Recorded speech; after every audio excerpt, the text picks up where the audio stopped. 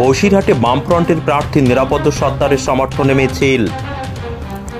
সন্দেশখালী আন্দোলনে বামেদের অন্যতম মুখ ছিল নিরাপদ সর্দার, যিনি 1998 সাল থেকে 2008 সাল পর্যন্ত পঞ্চায়েত সমিতির সভাপতি এবং রাজ্যে পালাবদলের বছরে 2011 সালে সন্দেশখালী থেকে বিধায়ক হন। তিনি সর্বভারতীয় কৃষক সংগঠনের রাজ্য নেতৃত্ব। সন্দেশখালী আন্দোলনে তিনি গ্রেপ্তার হন, পরে ছাড়া পান। বসিরহাট লোকসভার ভোট বৈতরণী পার হতে বামফ্রন্টের ভরসা এখন নিরাপদ সর্দার। বসিরহাট লোকসভার বামফ্রন্টের মনোনীত প্রার্থী নিরাপদ সর্দারের নাম ঘোষণা হতেই দলের নেতাকর্মীরা আজ বসিরহাটের বউবাজার থেকে মিছিল করে ইটিন্ডা রোড হয়ে টাউন হল এলাকায় এসে শেষ হয় বামফ্রন্টের এই মিছিল। প্রার্থী নিরাপদ সর্দারের সমর্থনে আসন্ন লোকসভা নির্বাচনে নিরাপদ সর্দারকে ভোট দেওয়ার সমর্থনে এই মিছিল করা হয় বলে জানা গেছে।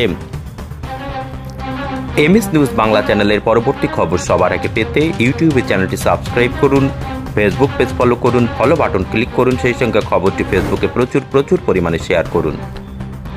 আমরা ইতিমধ্যে বসিরহাটে লাল ঝান্ডার যে আন্দোলন তা ধীরে ধীরে শক্তিশালী হচ্ছে। ফলে বসিরহাটের বাকি যে প্রার্থীগুলো আছে, বিজেপি, তৃণমূল এবং আইএসএফ, এই সমস্ত প্রার্থী থাকা সত্ত্বেও আমি মনে করি যে বসিরহাটের বেশিরভাগ মানুষ হচ্ছে বাম মনোভাবাপন্ন। কারণ ইতিহাস তাই বলে। 2011 সালে যখন আমরা গোটা রাজ্যে হেরে যাই, তখন বসিরহাট লোকসভা থেকে তিনটে বিধানসভা জিতিয়ে তাদের বিধায়কদের পাঠিয়েছিল বিধানসভাতে। স্বাভাবিকভাবে সন্দেশখালী, হিঙ্গলগঞ্জ, বসিরহাট, হাড়োয়া, মিনাখা, এই সমস্ত এলাকার মানুষ বামপন্থীকেই পছন্দ করে। এখানকার মানুষের একটা ঘরানা আছে, রাজনৈতিক চেতনা আছে।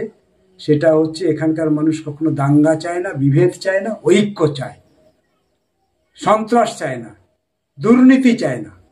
ফলে এবার যারা ভোটে দাঁড়িয়েছে তারা দুর্নীতির সঙ্গে যুক্ত, তারা দাঙ্গাকে সংগঠিত করে।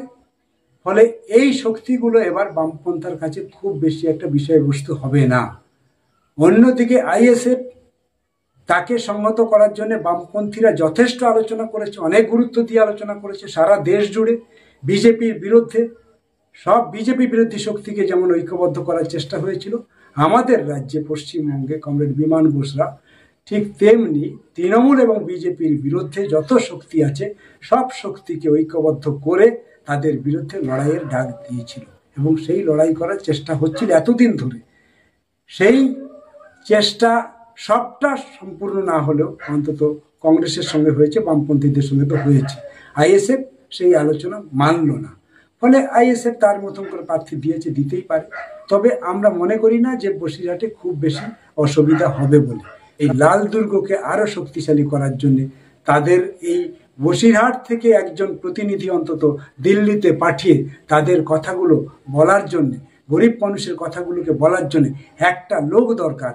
সেই লোকটা হচ্ছে বামপন্থী সংগঠক এবং বামফ্রন্টের মনোনীত প্রার্থী কমরেড নিরাপদ সর্দার।